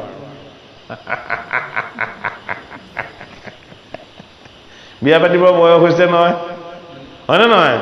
গতিকে সৃষ্টি কাৰ্যৰ কাৰণে শৰণটো লাগিব, তেতিয়াহে ভাল সন্তান হ'ব, হয়নে নহয়? শৰণটো জানো তেনেকুৱা বস্তু? বিয়া পাতিবলৈ লোৱা বস্তু নেকি? হা, সেইটো হৰিত শৰণ হয় জানো? শৰণ আমাক কিয় লাগে? এই শৰীৰটো শুদ্ধ কৰিবলৈ। শৰণ আমাক কিয় লাগে? আমাৰ মন শুদ্ধ কৰিবলৈ। শৰণ আমাক কিয় লাগে? আমাৰ অহংকাৰ দূৰ কৰিবলৈ, হয়নে? এই শৰীৰটো কি? এই শৰীৰটো মৃতদেহ, হয়নে? ই কিয় মৃতদেহ? 7 দিন নোখোৱাকৈ থাকক, প্ৰমাণ পাই যাব। যদি ৰস নাপায় ই নচলে, ই নিজে একো চলি নাথাকে, তাক আনে চলাই থাকে। সেইটো কাৰণে এই জড় শৰীৰটোক যদি শুদ্ধ কৰিবলৈ হয়, এই শৰীৰটোৰ মালিক কোন? মালিকত আমি আশ্ৰয় ল'ব লাগিব। বাস্তৱিকতে যদি আমি মালিকত আশ্ৰয় লৈছোঁ তেতিয়াহে আচল শৰণ। গুৰুৱে কৈ দিলে, মুখস্থ কৰি ল'লে, তাৰপাছত 3 দিনমান আওৰালে, 4 নম্বৰ দিনা কৈছে বোলে আচাৰ্য বা পাহৰিছোঁ নহয় কথাকেইটা। হয়নে নহয় বাৰু? দায়দোষ নধৰিব আকৌ দেই, হয়নে বাৰু? আমাৰ শৰণৰ যিটো সংস্কাৰ, এই শৰণৰ সংস্কাৰটো যদি আমি আমাৰ জীৱনত ভালদৰে পালন নকৰোঁ, হয়নে বাৰু? অন্তৰ্যামী হৰিয়ে হৃদয়তে থাকি চাই আছে। আমি যেতিয়া কান্দি থাকোঁ তেতিয়া তেওঁ হাঁহি থাকে, আৰু আমি যেতিয়া হাঁহি থাকোঁ তেতিয়া তেওঁ কান্দি থাকে। তেওঁৰ লগত আমাৰ সম্বন্ধটো সদায় বিপৰীত। ভগৱন্ত প্ৰভুৰ লগত আমাৰ সম্বন্ধটোৱে বিপৰীত, হয়নে? কেনেকৈ সম্বন্ধটো বিপৰীত? আমাৰ যেতিয়া সুখ শান্তি আনন্দ আহে আমি তেতিয়া তেওঁক পাহৰোঁ, হয়নে বাৰু? আমি তেতিয়া তেওঁক পাহৰোঁ, হয়নে নহয়? আৰু তেতিয়া তেওঁ কি কৰে? তেতিয়া তেওঁ আমাক মনত পেলায় যে এই ধন ধান ঐশ্বৰ্য বিভূতি তোক এইবোৰ দিছিলোঁ মোক অকণমান মনত পেলাবলৈ, তই নিজৰ বাহিৰে এতিয়া মোকে পাহৰি পেলালি, হয়নে? তাৰপাছত কি কৰিব? যেতিয়া বিপদ এটা আহিব তেতিয়া ক'ব, হে প্ৰভু মোক ৰক্ষা কৰা। আৰু সম্বন্ধটো বিপৰীত হয়নে নহয় বাৰু? হা? যদি আমাৰ ভাল হয় তেওঁৰ কাৰণে বেয়া কৰোঁ, হয়নে? আৰু যদি আমাৰ বেয়া হয় তেতিয়া তেওঁৰ কাৰণে আমি ভাল কৰিবলৈ যত্ন কৰোঁ। কথাষাৰ ভালদৰে মনত ৰাখিলেই হ'ল দেই। কৃষ্ণ। হে ৰাম,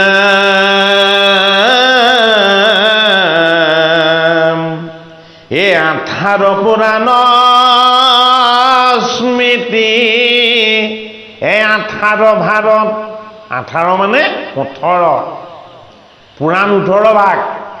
বৰমাক কৈছে কণ্ঠগত হ'ব তোমাৰ। আৰু মহাভাৰত কি? মহাভাৰতত 18টা পৰ্ব, সেয়াও তোমাৰ কণ্ঠগত হ'ব। এই বেদো পালে, স্মৃতিও পালে, 18 পুৰাণো পালে, আকৌ লগতে মহাভাৰতখনো জাপি দিলে। কাৰণটো কি?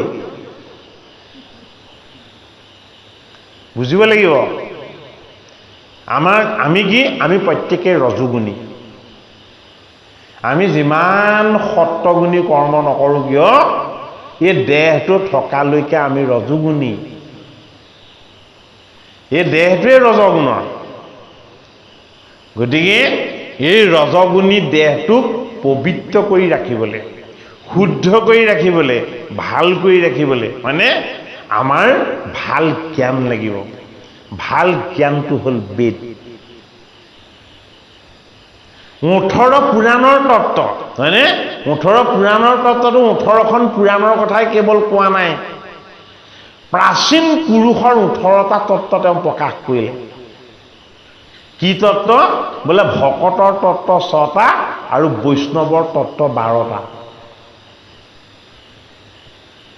ভকত 6জন নহয় জানো, হয়নে? বৈষ্ণৱ কেইজন? 12জন। 6জন ভকত আৰু 12জন বৈষ্ণৱ, মুঠ তত্ত্ব হ'ল 18টা। এয়া 18 পুৰাণৰ তত্ত্বৰ সমতুল্য। যিহেতু প্ৰাচীন পুৰুষৰ এয়া ঈশ্বৰ তত্ত্ব, এই 18 পুৰাণ। তাৰপাছত কি? অষ্টদশদল মহাভাৰত, 18 পৰ্বযুক্ত মহাভাৰত জানিব লাগিব। কিয় 18 পৰ্বযুক্ত মহাভাৰত জানিব লাগিব? বেদে দিব জ্ঞান, পুৰাণে দিব ভক্তি, মহাভাৰতে দিব ন্যায় নীতি আৰু সদাচাৰ। কোনটো নহ'লে হ'ব? এই ৰজগুণী দেহ থকালৈকে এই গোটেই বস্তুখিনি আমি ঈশ্বৰ সেৱাক বাস্তৱ জীৱনত প্ৰয়োগ কৰিবলৈ হ'লে আমাক প্ৰত্যেককেই লাগিব। সেইটো কাৰণে 18 পুৰাণ অধ্যয়ন কৰাৰ প্ৰয়োজন নাই। প্ৰয়োজন নাই বাৰে বাৰে অষ্টদশদল মহাভাৰত অধ্যয়ন কৰি থাকিব মানে 18 পুৰাণৰ 18টা তত্ত্ব অষ্টদশদল মহাভাৰতৰ 18টা তত্ত্ব আৰু গীতাৰ আনন্দময় জ্ঞান ভক্তি এইখিনিক যদি আমি কেনেবাকৈ আহৰণ কৰি ল'ব পাৰিছোঁ তেতিয়া কি হ'ব ভগৱন্ত প্ৰভুৰ কৃপা লাভ হ'ব হে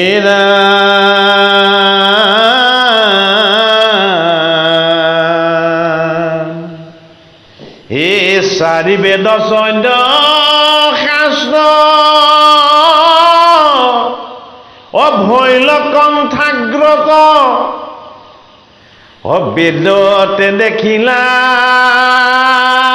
ব্ৰহ্মা সৃষ্টি ত্ৰিজগত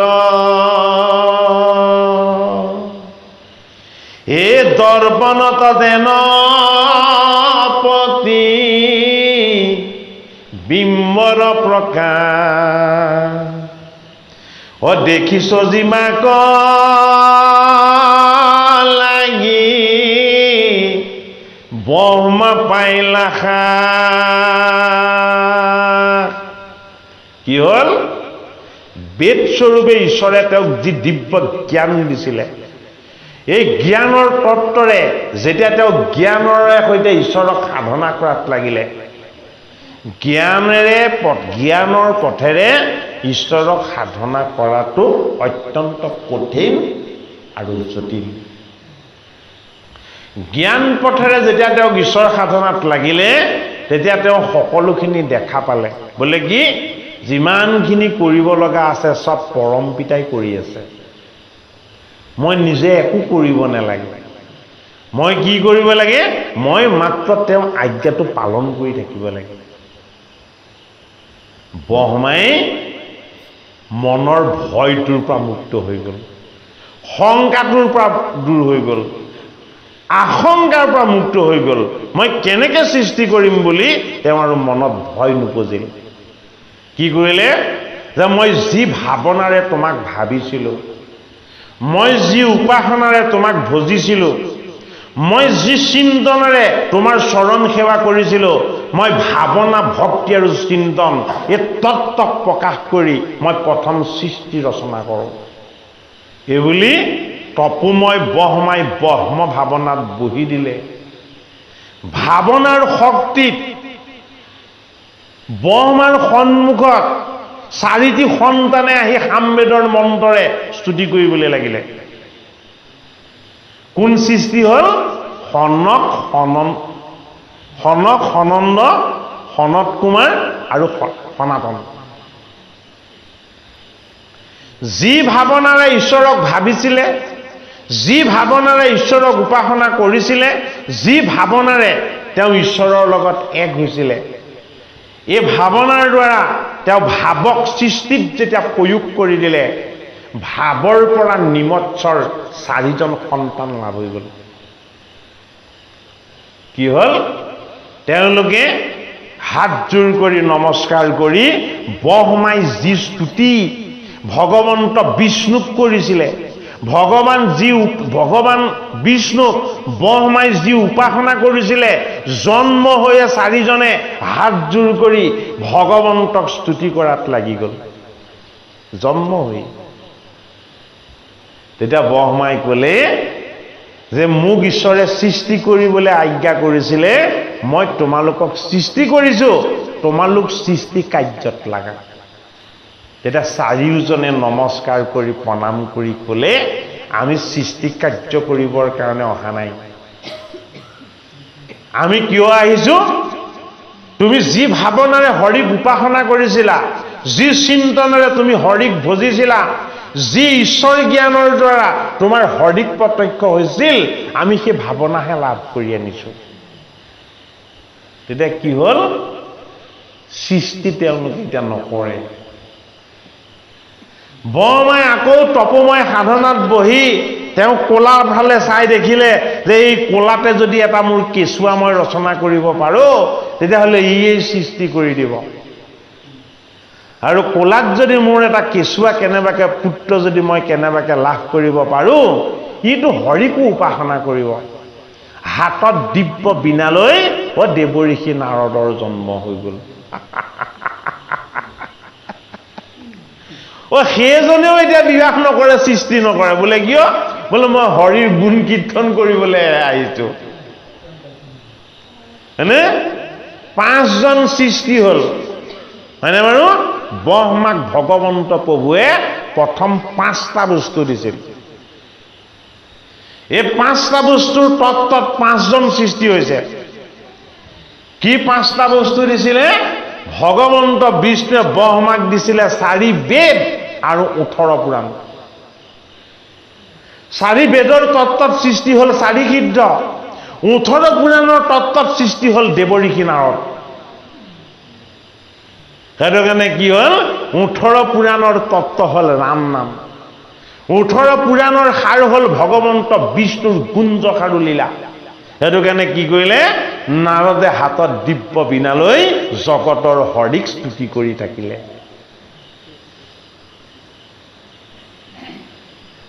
এইবাৰ ব্ৰহ্মাই ভাবিছে, ঈশ্বৰে সহায় কৰিম বুলি কৈছিলে। তেওঁ ভাবি ভাবিয়ে মই সৃষ্টি কাৰ্যত লাগিছো। এই ব্ৰহ্মকল্প শেষ হৈ মোৰ এটা পদ্মকল্প চলিবলৈ লৈছে। এতিয়ালৈকে দেখোন মোৰ সৃষ্টি একোৱেই হোৱা নাই। কি কৰোঁ মই, কি নকৰোঁ মই? এই বুলি ভাবি ভাবি ভাবি ব্ৰহ্মাৰ ভূখন কোচ খাই গ'ল। কি আহি গ'ল? ক্ৰোধ আহি গ'ল। শান্ত প্ৰশান্ত ইমান ঈশ্বৰৰ তত্ত্ব পোৱাৰ পাছতো মোৰ দ্বাৰা কিয় সৃষ্টি হোৱা নাই, এই বুলি তেওঁ ক্ৰোধ আহি গ'ল। লগে লগে ক্ৰোধৰ পৰা উৎপত্তি হৈ গ'ল কি? ভূৰ মধ্যৰ পৰা উৎপত্তি হৈ গ'ল এজন দিব্য পুৰুষৰ। সেইজনে জন্ম হৈয়ে লগে লগে কি কৰিলে? হুক হুককে কান্দিবলৈ ল'লে। এতিয়া ব্ৰহ্মাই ভাবিছে কি হ'ল? 5জনে মই সৃষ্টি কৰিবলৈ ক'লো, তেওঁলোকে হৰিৰ গুণ কীৰ্তন কৰিম বুলিহে ক'লে, বাকী একো নকৰোঁ বুলি ক'লে। আৰু এইজনক সৃষ্টি কৰিলো, এইজনে কথাও নকয়, একো নকয়, অকল কান্দিবলৈ লাগিছে। মোৰ সৃষ্টিত কি হৈছে এইবিলাক? তেতিয়া কি কৰিলে? ব্ৰহ্মাই শান্ত হৈ ক'লে, মাৰ ৰুদ্ৰাতি, মাৰ ৰুদ্ৰাতি, মাৰ ৰুদ্ৰাতি। নেকান্দিবা, নেকান্দিবা, নেকান্দিবা। মানে বাৰু বুজাই দিছে। কাক বুজাইছে? আমাৰ নিচিনা জীৱবিলাকক বুজাইছে। জন্ম হৈ পৃথিৱী ফালি প্ৰত্যেকেই কান্দে নে নেকান্দে? হয়নে? কান্দোন শুনিলেই কয় যে কাৰোবাৰ কেঁচুৱা জন্ম হৈছে, আগতে কয় নে নকয়? হয়নে বাৰু? আজিকালিহে ডাক্তৰৰ ওচৰত সন্তান জন্ম হয়, আগতে প্ৰায়বিলাক সন্তান ঘৰতে হয়। হয়নে বাৰু? আৰু জন্ম হৈ ৰোদন কৰে, কান্দে, হয়নে? আৰু ধাইগৰাকীয়ে কি কয়? ই কান্দিছে মানে ইয়াৰ পিয়াহ লাগিছে, ইয়াক অকণমান স্তন পান কৰাই দিয়া। মাৰ ৰুদ্ৰাতি মানে তাক অমৃত দিব লাগিব। সৃষ্টিৰ ৰহস্যৰ এয়া হ'ল পাতনি কথা।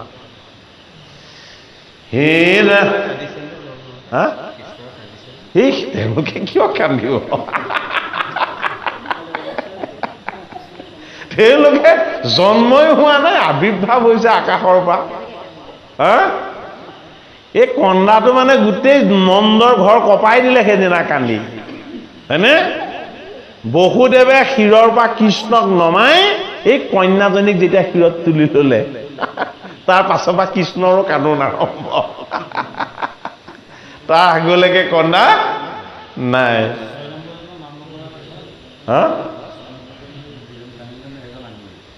ৰুদ্ৰ,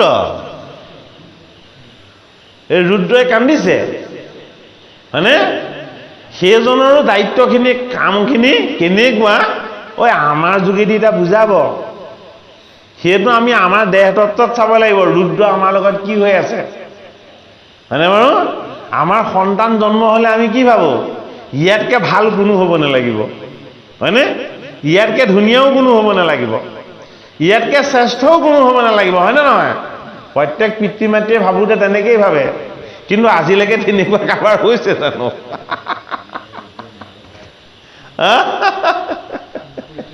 ৰুদ্ৰ নাৰদৰ ভায়েক নহয়, ৰুদ্ৰৰ সৃষ্টি আগত, তাৰ পাছতহে নাৰদ। নাৰদ পাছত, হোৱাটো মই আগত কৈছোঁ। 4 সিদ্ধৰ পাছত ৰুদ্ৰৰ সৃষ্টি হৈছে। হে ৰাম,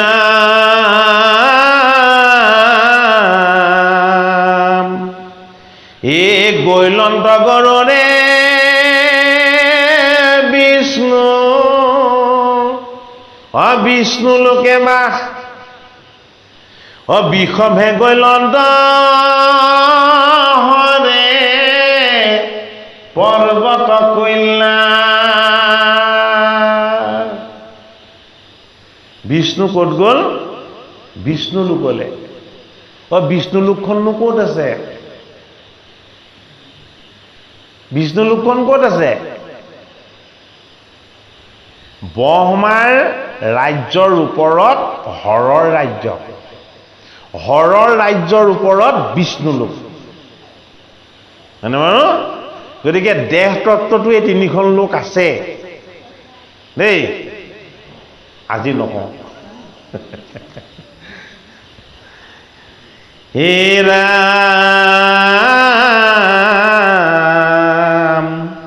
হে সংখেলৰি লন্ত ব্ৰহ্মা, হে ব্ৰহ্মলোকে স্থান, হে কৰিমে লাগিলা পাছে, হে জগত নিৰ্মাণ। হে হৰি হে পৰম গতি, হে জানি প্ৰজাপতি, হে কৃষ্ণ কৰিলা মনে সহস্ৰ প্ৰণতি।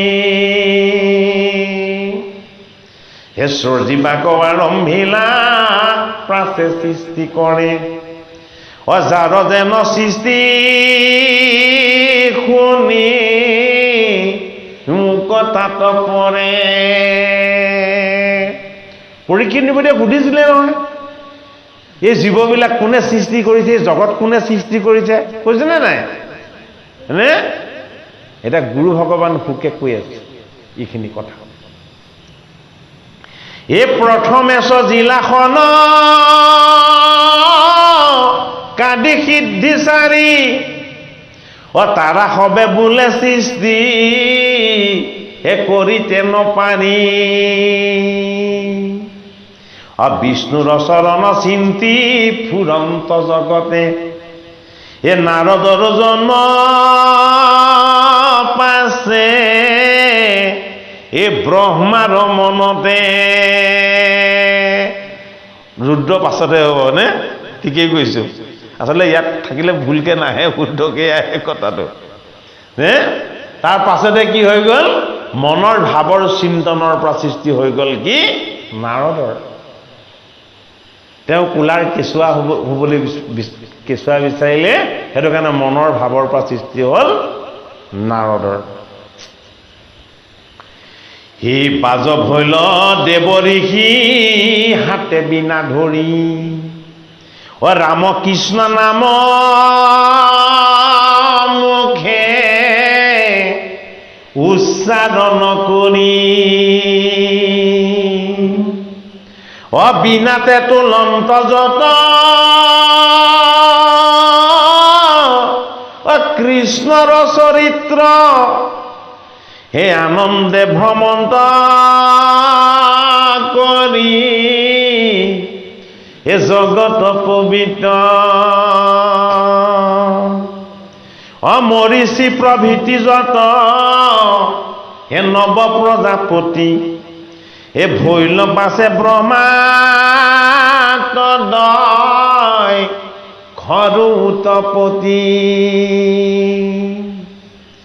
হে মৰিচিত জন্মিলা কশ্যপ ঋষিৰাজ, যাহাৰ বৈ বংশে জুৰি লেক সামৰা, এক গুণে ৰূপে গুণে ধন্যায়াতি, এ পৰম পণ্ডিতা এ 17 জন ভৈল দক্ষৰ দুহিতা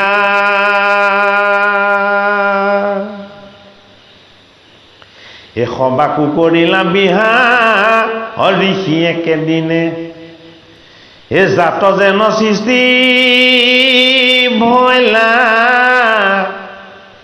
এ শুনা ভিনে ভিনে দক্ষৰ 17 গৰাকী কন্যা আছিলে এই 17 গৰাকী প্ৰথম জন্ম হোৱা কন্যাক বিবাহ কৰাইছে কোনে কশ্যপ ঋষিয়ে একেদিনাই এতিয়া কশ্যপ ঋষি কাৰ পুত্ৰ মৰীচিৰ পুত্ৰ মৰীচিৰ ভাৰ্যাৰ নামটো কি মৰীচিৰ ভাৰ্যাৰ নামটো হ'ল দেৱাহুতিৰ প্ৰথম গৰাকীৰ কন্যা নামটো হ'ল কলা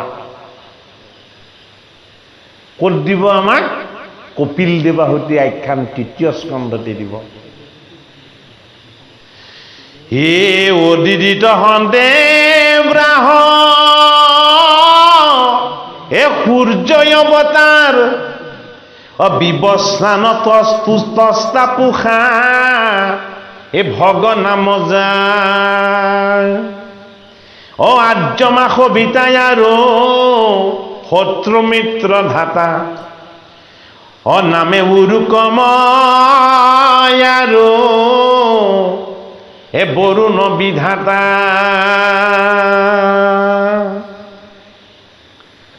দ্বাদশ আদিত্য বুলি আমাক কয় নে নকয় নকয় জানো দ্বাদশ আদিত্যৰ কথা শুনিছেনে আপোনালোকে আদিত্য যে দ্বাদশজন এই দ্বাদশজন আদিত্য উদিতিৰ পুত্ৰ কাৰ সন্তান কশ্যপ ঋষিৰ সন্তান কোন কোন কৈছে প্ৰথমজন বিবস্বান এতিয়া বিবস্বাননো কোন আছিলে প্ৰথমজনৰ নামটো বিবস্বান কোৱা নাই জানো বিবস্বান কোন আছিলে যিজনক প্ৰথমতে সূৰ্য নাৰায়ণ বুলি ভগৱন্ত ঈশ্বৰ নাৰায়ণে গীতা কৈছিলে প্ৰথম বিবস্বানক কৈছিলে গীতা কাৰ পুত্ৰ কশ্যপ ঋষিৰ পুত্ৰ তেওঁ কি তেওঁ হ'ল এজন আদিত্য দ্বাদশ আদিত্যৰ প্ৰথমজন হ'ল বিবস্বান এই বিবস্বানে প্ৰথম ভগৱান কৃষ্ণৰ মুখপদ্মে আদি সত্য যুগতে গীতা শ্ৰৱণ কৰিছিলে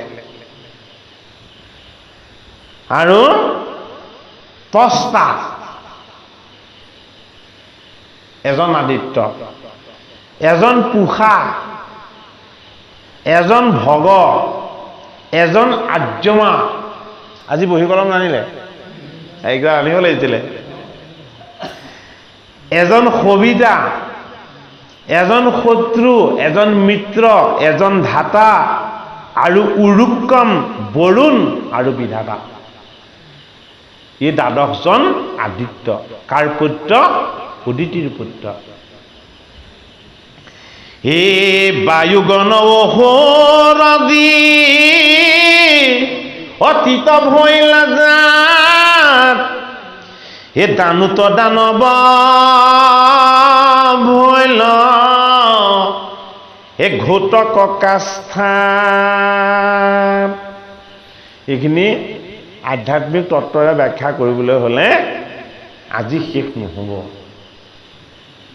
এইটো কাৰণে আজি অকণমান কীৰ্তন কৰি থুলমূলকৈ থওঁ অহাবাৰ পাঠত পাৰিলে চাব লাগিব হে অধিষ্ঠাত গন্ধৰ বৰাই সুৰে খাত অপুৰণ যত হন্তে ভৈল হে অপেশ্বৰা যত সেনাগৃধ তামাৰ লাৰ পুত্ৰ তৰু হে কুধ ভাষা সুত সৰ্ব সুৰভিত গৰু সৰমাত কুকুৰতি মৃত জলচৰ পতংগিত হতে ভৈল শতক বিস্ত জামিনিত ভৈল বিচা ফৰিংগা বহুত অৰুণ গৰুৰ দৈ বিনতাৰ সুত কদ্ৰুত অনেক কালি আদি সৰ্বজাত কশ্যপদ এত বংশ শতেক ভাৰ্যাত আব আঠ বসুৰ নিউজেন নাম অষ্টবসুৰ নাম আপোনালোকে সুধি আছিলে নহয় হয়নে বাৰু এতিয়া বাপজনা কাগজ কলম লৈ আহিবলৈ কৈছিলোঁ সেইটো কাৰণে এতিয়া আনিবলৈ পাহৰিলে ধ্ৰুৱদুন প্ৰাণৱৰ্ক অগ্নি অনুপাম ৰাম দানবাস্ত বিভাবসু আঠজন ব্ৰহ্মাৰতনুৰ পৰা ভৈল উত্তপন অষ্টবসু ক'ৰ পৰা উৎপত্তি হৈছিলে ব্ৰহ্মাৰ দেহৰ পৰা নিগদ দেশ দশনী সুকৰ্ণী পাবৰ কৰিলন্ত সৃষ্টি ব্ৰহ্মা 14 শাস্ত্ৰৰ ভিনে ভিনে সবাৰো শুনিওৱাবে নাম প্ৰথমে অৰ্থব বেদ ঋগ যুযুষাম শিক্ষাকল্প জ্যোতিষমী মাংসা ন্যায় নীতি ব্যাকৰণ পুৰাণনী ৰুত্ত ছন্দ স্মৃতি 8খন শাস্ত্ৰ 14খন শাস্ত্ৰ এই 14 শাস্ত্ৰ খানে লেখি দেখা অষ্টাদশ পুৰাণৰ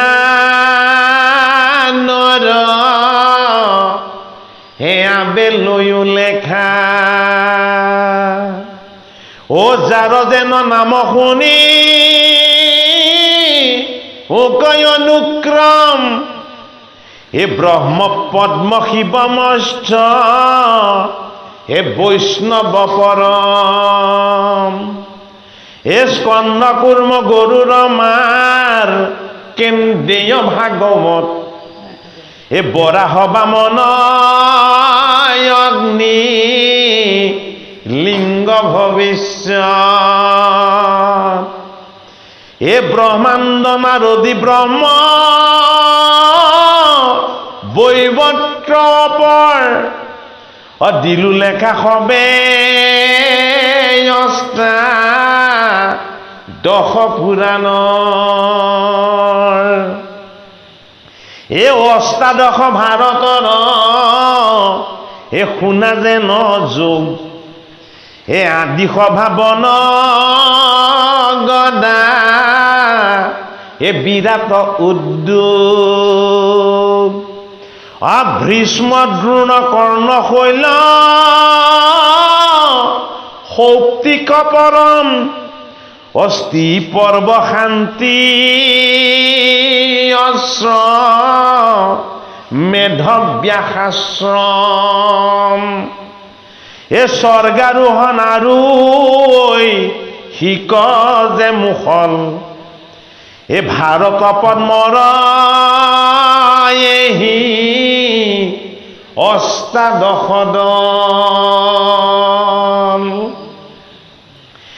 শুকনি গণ দেখনি মুকন পাবৰ আতি প্ৰিয়তম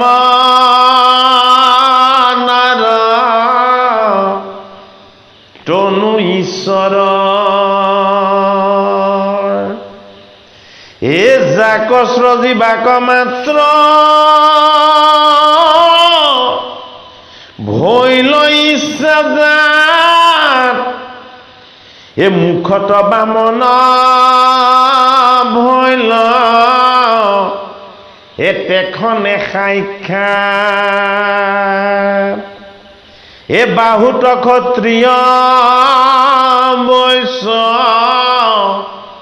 উৰুত জন্মিল এ পদ পংকজত ক্ষুদ্ৰ এ জাতি উপজিল অয়া ইহি চাৰি বৰ্ণ পুৰুষত হন্তে জন্ম জানাহাই হাৰে ধৰ্ম এ চাৰি আশ্ৰম বেদে কৈছিলে এটা বৰমাই বুজিছিলে এটা আৰু বিভ্ৰান্তি সৃষ্টি কৰি আমাৰ মাজত বেলেগে বুজাবলৈ ল'লে এটা চাৰি বৰ্ণ বৰমাৰ দেহৰ পৰা যদি সৃষ্টি হয় তেতিয়াহ'লে ব্ৰাহ্মণ কেনেকে উচ্চ হ'ল পদৰ পৰা সৃষ্টি হোৱা শুদ্ধ কেনেকে নিম্ন হ'ল কি কাৰণ সেইটো সময়ত প্ৰতিবাদ কৰিব নাজানিছিলে কিন্তু আজি প্ৰত্যেকে প্ৰতিবাদ কৰিব এইটো কথা মুখৰ পৰা যদি সৃষ্টি হোৱাৰ কাৰণে ব্ৰাহ্মণ হয় পদৰ পৰা সৃষ্টি হোৱাৰ কাৰণে যদি শুদ্ৰ হয় ব্ৰাহ্মণ যদি শ্ৰেষ্ঠ হয় শুদ্ধ কেনেকে নিম্ন হ'ব নিম্ন হ'ল ব্ৰাহ্মণ কিয় মুখত অগ্নি আছে মুখত কি আছে অগ্নি আছে অগ্নিয়ে কি কৰে অগ্নিয়ে ভালো কৰে কিন্তু হুতাখন হৈ জ্বলাই নষ্টও কৰে হয়নে নহয় আটাইতকৈ শ্ৰেষ্ঠ হ'ল ক্ষুদ্ৰ কিয় ক্ষুদ্ৰ শ্ৰেষ্ঠ ব্ৰাহ্মণতকৈ শ্ৰেষ্ঠ ক্ষুদ্ৰ পদত বিষ্ণু আছে মুখত হুতাখন আছে অগ্নি আছে অগ্নি যদি ব্ৰাহ্মণ হয় হয়নে ব্ৰাহ্মণ্য দেৱ হয় তেতিয়াহ'লে আমি অগ্নিক শ্ৰেষ্ঠ বুলি কেতিয়াও নকওঁ আমি ভাগৱতৰ দৃষ্টিকোণেৰে যদি চাওঁ আমি শ্ৰেষ্ঠ বুলি কম ক্ষুদ্ৰ কাৰণ কিয় পদত বিষ্ণু আছে বিষ্ণুহে যদি সাৰ হয় তেতিয়াহ'লে ক্ষুদ্ৰই হ'ব আটাইতকৈ শ্ৰেষ্ঠ কিয় ক্ষুদ্ৰ আটাইতকৈ শ্ৰেষ্ঠ ক্ষুদ্ৰ হ'ল সেৱক সেইটো কাৰণে আমাক কি বুলি কৈছে পদত সেৱক বুলিয়া পালিও নাম সেৱকতকৈ শ্ৰেষ্ঠ স্থান কেতিয়াও বেলেগৰ হ'ব নোৱাৰে গতিকে বস্তুবিলাকৰ ভুল ব্যাখ্যা হৈছিলে নে নাই হা শুদ্ধ যদি আমি অনুভৱ কৰিবলৈ হয় আটাইতকৈ শ্ৰেষ্ঠ হ'ল ক্ষুদ্ৰ ক্ষুদ্ৰ ভগৱন্ত বিষ্ণুৰ পদৰ পৰা উৎপত্তি ব্ৰহ্মদেৱৰ পদৰ পৰা উৎপত্তি হৈছে হয়নে বাৰু পদত বিষ্ণু বাস কৰি আছে গতিকে তেওঁলোকতকৈ শ্ৰেষ্ঠ বেলেগ কেতিয়াও ব্ৰাহ্মণ হ'ব নোৱাৰে হে ৰাম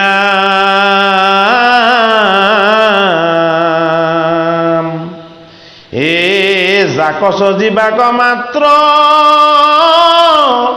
অভৈল ইচ্ছাজাত হে মুখত বামন ভৈল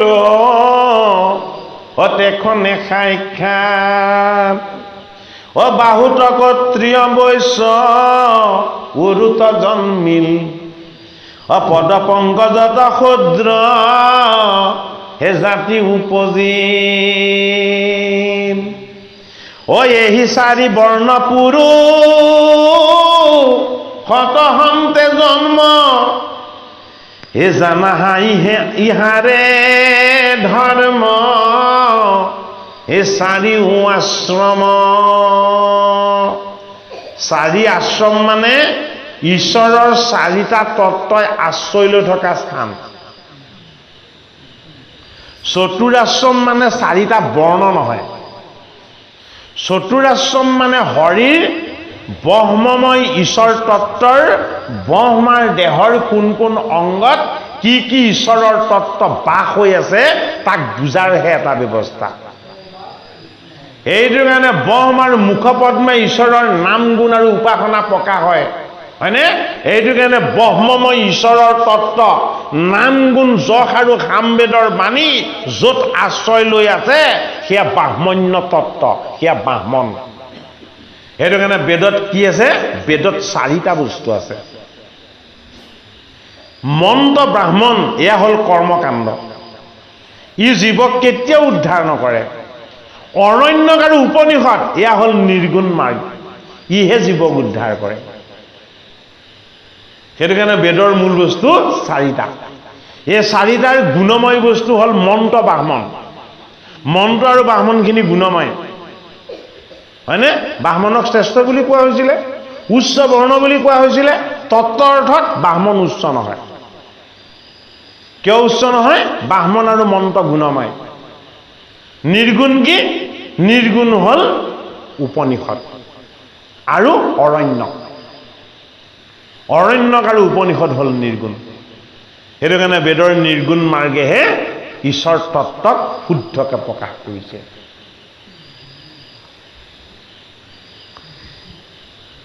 আৰু কি বুলি কৈছে? বাহুত কোন? বাহুত ক্ষত্ৰিয়। বাহুত কোন? ক্ষত্ৰিয়, হয় নহয়? বাহুত কোন আছে? বাহুত কৰ্মশক্তি আছে। বাহুত কি আছে? বাহুত নমস্কাৰ কৰিব পৰা শক্তি আছে, সেৱা কৰিব পৰা শক্তি আছে, হয়নে? এই দেহ কি? এই দেহ হ'ল এখন ক্ষেত্ৰ। এই ক্ষেত্ৰখনত যি চৈতন্য কৰি সদায় চলাই ফুৰাই ৰখাত কাৰ্য সাধন কৰি ৰাখিছে, সেই তত্ত্বটোৰ নাম হ'ল ক্ষত্ৰিয়। সেইটো কাৰণে ক্ষত্ৰিয় এটা জাতি নহয়, এটা বৃত্তি নহয়। এই দেহ ক্ষেত্ৰক প্ৰতিপালন কৰি সদায় ৰাখিবৰ কাৰণে যি ক্ষেত্ৰই সদায় সহায় কৰি আছে, সেয়া হ'ল ক্ষত্ৰিয়। বৈশ্য, বৈশ্য কেৱল বৃত্তি বা ব্যৱসায় নহয়, উৰুত অহংকাৰ আছে। কিহৰ অহংকাৰ আছে? গোটেই দেহটোক ধাৰণ কৰি ৰখাৰ অহংকাৰ। সেইটো কাৰণে আচল ব্যৱসায় কি? আচল ব্যৱসায় আৰু বৃত্তি হ'ল অহংকাৰক আঁতৰ কৰি দিব পৰাৰ ব্যৱস্থা। সেইটো কাৰণে বৈশ্যসকল সদায় নম্ৰ, ভদ্ৰ আৰু সহনশীল হয়। গতিকে বৈশ্যৰ তত্ত্বটোৰে সহনশীল, ধৈৰ্যশীল, নম্ৰ, ভদ্ৰ আৰু সাধু, এই তত্ত্বকে বুজায়। সেইটো কাৰণে সেই আশ্ৰমটোৰ নাম হ'ল কি? বৈশ্য। শুদ্ৰৰ কথা আমি ক'লো। গতিকে বস্তুখিনিক আমি আধ্যাত্মিক দৃষ্টিৰে বিশ্লেষণ কৰি চাব লাগিব। কেৱল মৌখিক দৃষ্টিৰে বস্তুখিনি আমি বিশ্লেষণ কৰিলে আমি আচল শুদ্ধ কথাটো নাপাম। হে ৰাম,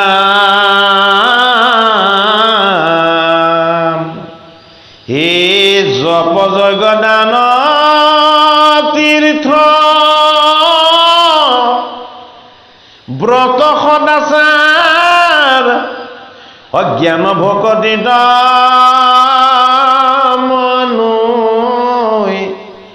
সৰ্বধিকাৰ,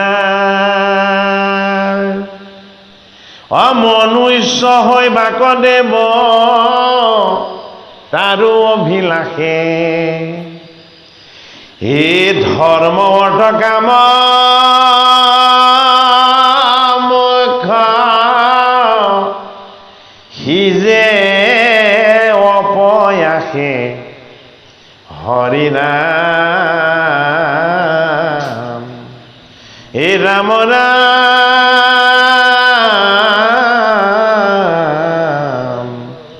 ৰাম ৰাম ৰাম। আজ্ঞা হৈছে নে মই ৰাখিবলৈ? হা? কৃষ্ণ। হে কৃপালো গুৰুমূৰ্তি বাপ বান্ধৱ সমস্ত, আপোনাৰ খবৰ আজ্ঞা আৰু আশীৰ্বাদ লৈ আজি ভাগৱতৰ পদ 199 2 নম্বৰ 18, 18 19, 9 লগত 1 যোগ কৰিলে 10, 31। হা? কৃষ্ণ 199। কৃষ্ণ কৃষ্ণ কৃষ্ণ।